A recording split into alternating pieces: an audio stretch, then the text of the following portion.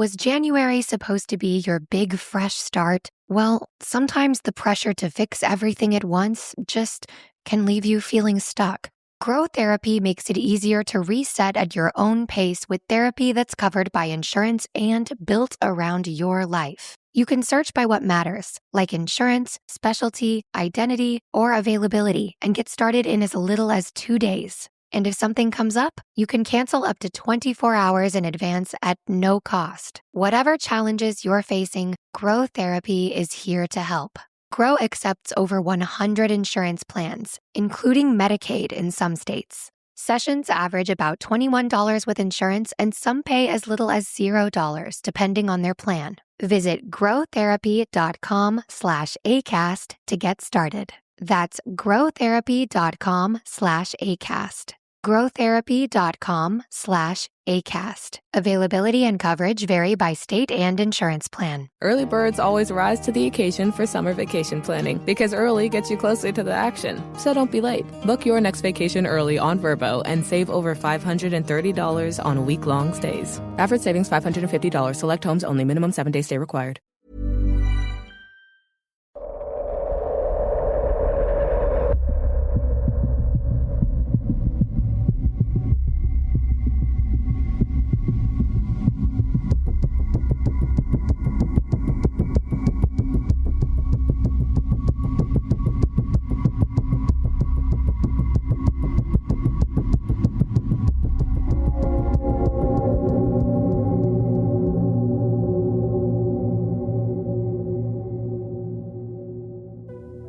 Hello Patreon subscribers and welcome back to another exclusive episode.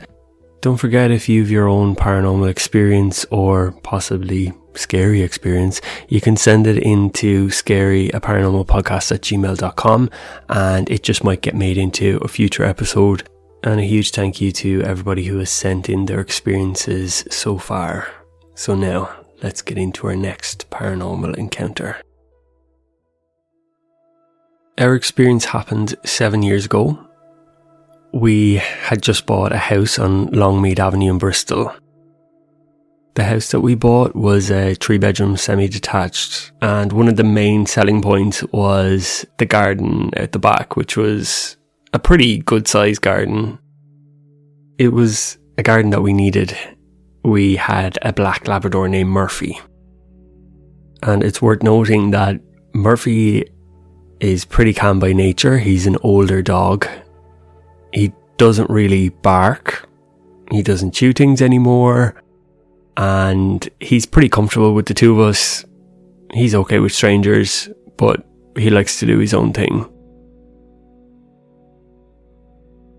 From the first day that we moved into the new house, Murphy started acting odd.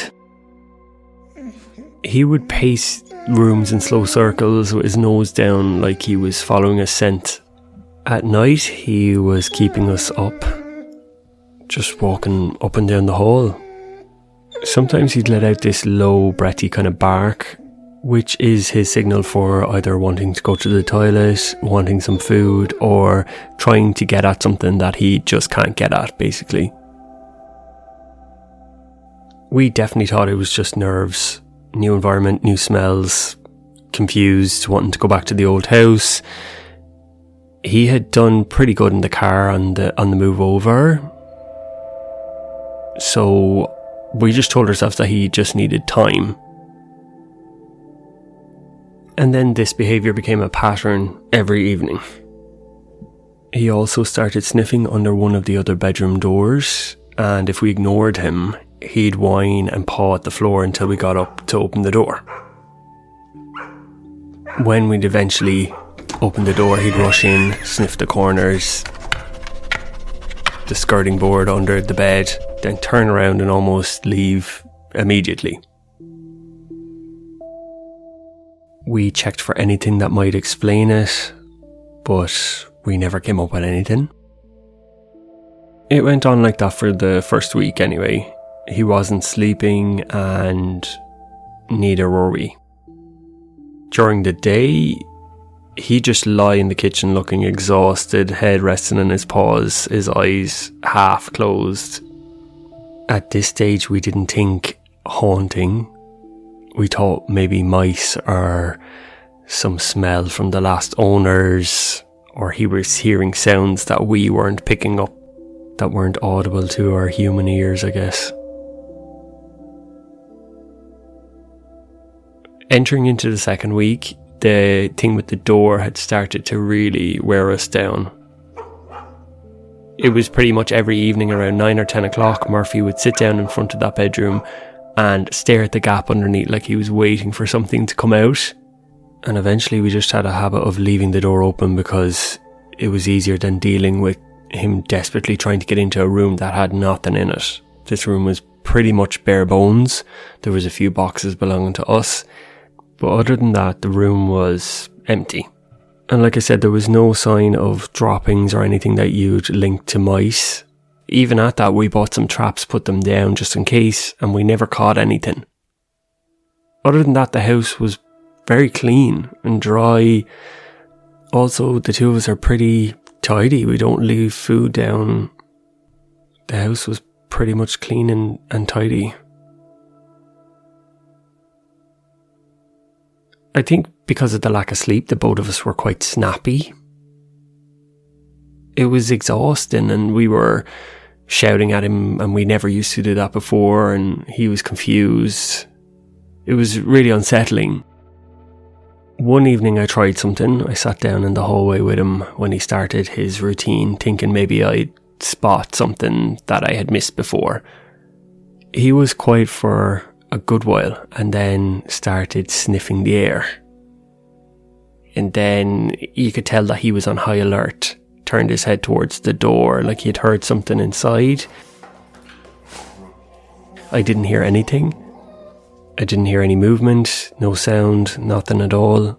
After a minute or two, he let out this low kind of growl, and I reached for the handle, opened the door. As soon as the latch clicked, he stopped and sat down.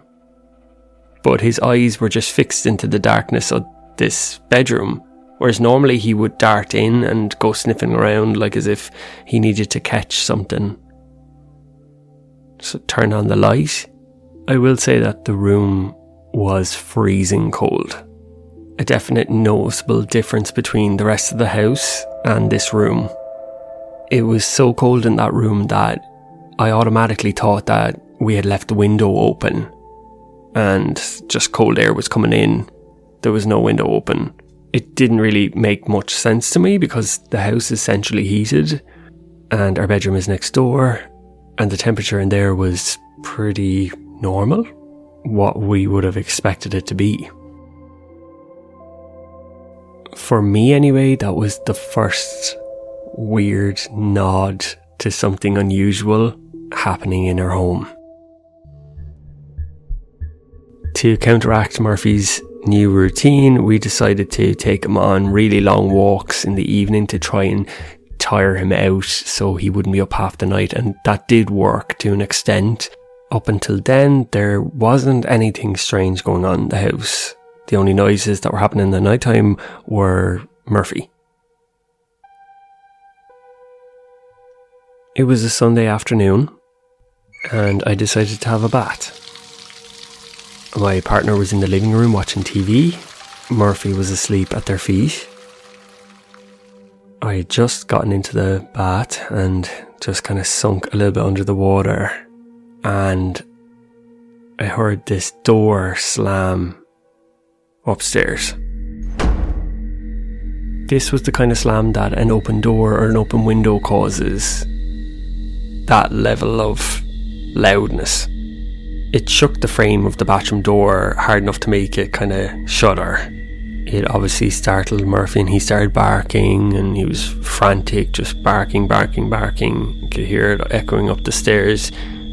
In my head I just thought, let my partner deal with it. A couple of seconds later, I heard the handle of the door upstairs open, followed by the door slamming shut again. Then the handle opening, slamming shut again. Handle opening, slamming shut again. So I just shouted out to my partner, what is all the noise? I end up getting out of the bath, grabbing a towel, and Outside the bathroom door is my partner looking up the stairs with Murphy. They had been downstairs the whole time watching TV with Murphy. Murphy is now standing at the foot of the stairs with his tail down low, staring up to the bedroom door. So we go upstairs, and this bedroom door is the only door that is closed. So this has to be the door that's slammed. We check the bedrooms thinking, must be a draft, windows open. No windows are open. We can't explain how it happened. That night we put a doorstop on the bedroom door and left it open the whole night. That way Murphy was able to go in and out and have a look around if he needed to, and he wasn't going to wake us up. Maybe about 3 or 4 days after the door slam, that's when the next thing happened.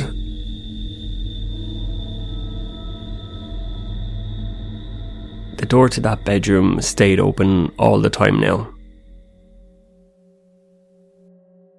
One afternoon, I was upstairs folding laundry in our bedroom. The house was quiet, there was no TV, no music, just a kind of faint hum of background noise of living on a street. Then the bathroom door handle started to rattle downstairs.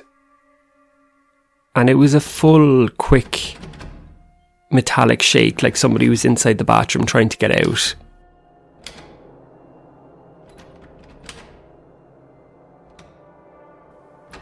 It went on for a few seconds and then it stopped and there was silence. I called out to Murphy, and then I heard the handle rattle again, really hard this time, kind of rapid, jerky movements. And I just thought he was after getting trapped inside the bathroom somehow. So I go downstairs and I'm saying, "What do you like?" And I get to the bathroom door and I open it, and the bathroom is empty. As well as that, the bathroom had this really, really strong smell of musty, old water. The kind of smell that you get like in closed up spaces. And it never smelled like that before. That was the first time I ever had gotten this rotten smell in there. I turn around and Murphy's just standing in the living room doorway, head tilted, looking at me. He walks close to me and then starts sniffing the air, like he could smell this musty smell as well. That night I lay awake for a long time listening to every sound that felt amplified, the pipes, the floorboards, a breeze outside. It definitely unsettled, freaked me out. The next thing that happened, I didn't witness. I wasn't at home when it happened. It was a weekday afternoon. I was in work and my partner had the day off. They said they were sitting on a sofa in the living room and they had made a sandwich for themselves and brought it in on a plate. They said Murphy was lying on the rug, asleep. And then they said, without warning, the plate lifted slightly and then just shot to one side and smashed against the wall. They said it didn't slide, it wasn't tipped, it quite literally rose up and flew into the wall. It flew with such force that it actually made a dent in the wall. They said it happened all within the space of 2 seconds.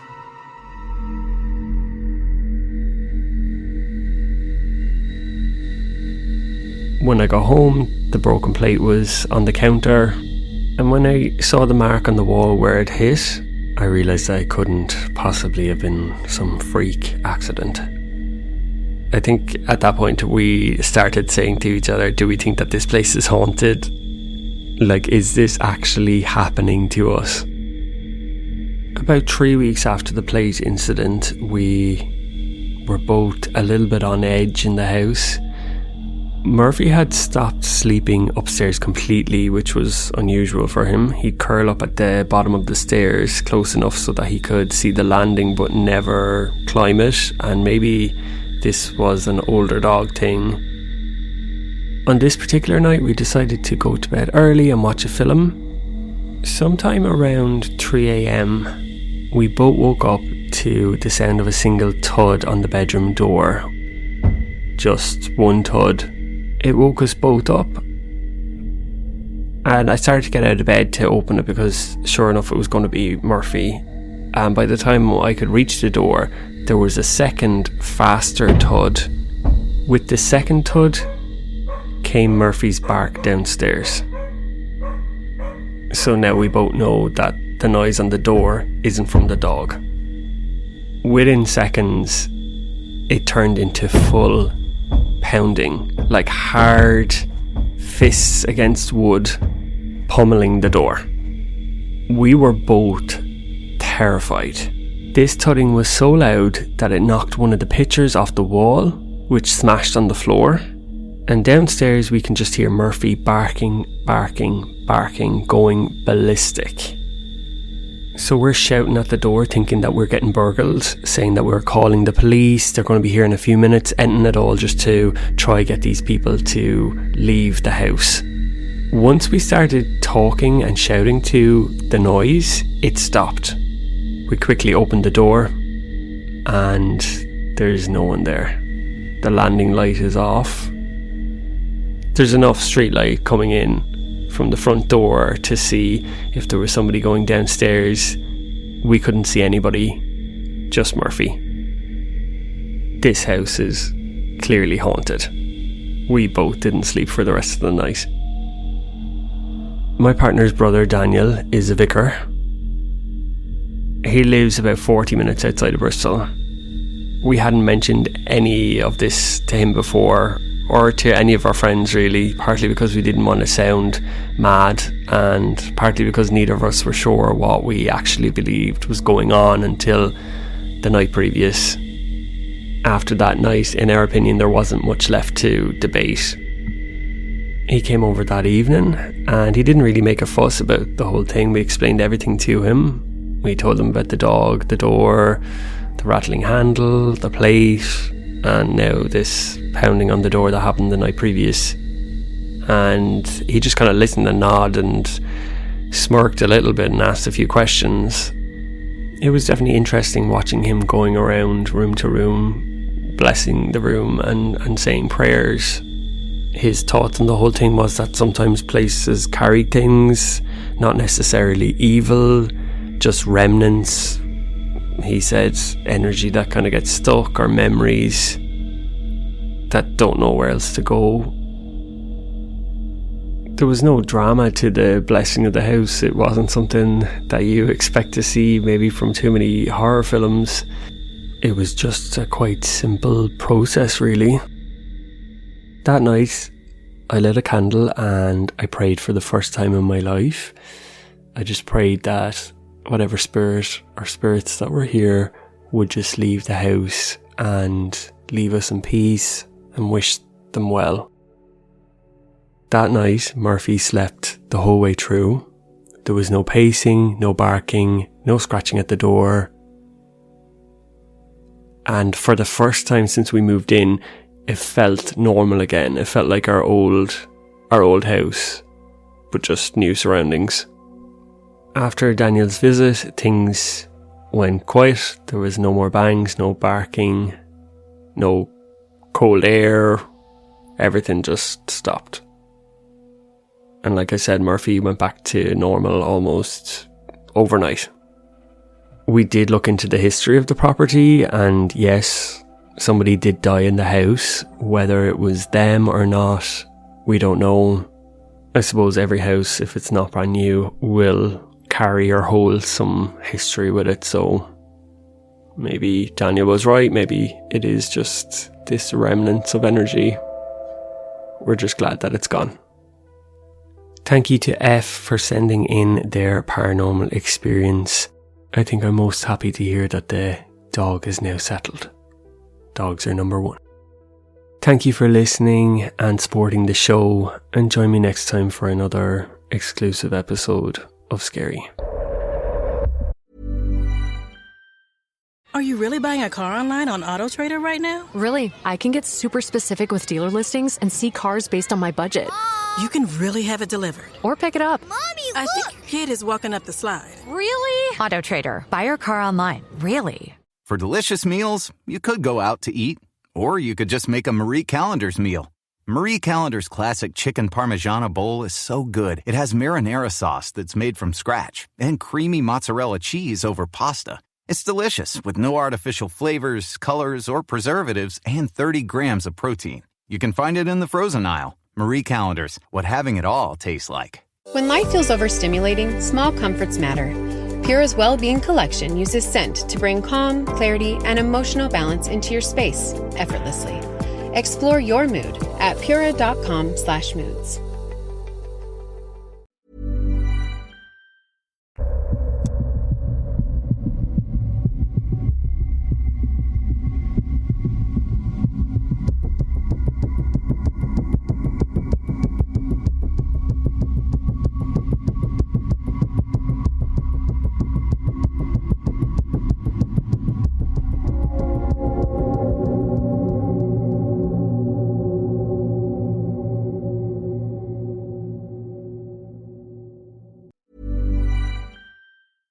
Think Verizon is expensive? Think again. Anyone can bring their AT&T or T-Mobile bill to a Verizon store today and we'll give you a better deal. So bring us your bill.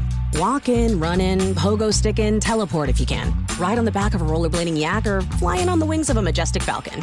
Any way you can, bring your AT&T or T-Mobile bill to a Verizon store today and we'll give you a better deal on the best network. Based on RootMetrics best overall mobile network performance, U.S. second half 2025, all rights reserved. Must provide very recent postpaid consumer mobile bill in the name of the person redeeming the deal. Additional terms, conditions, and restrictions apply. When life feels loud, your home can feel lighter. For a limited time, get a free Pura Plus diffuser with your first Scent subscription. 2 cents for 12 months. Risk-free for 30 days. Feel good at home again. Visit Pura.com.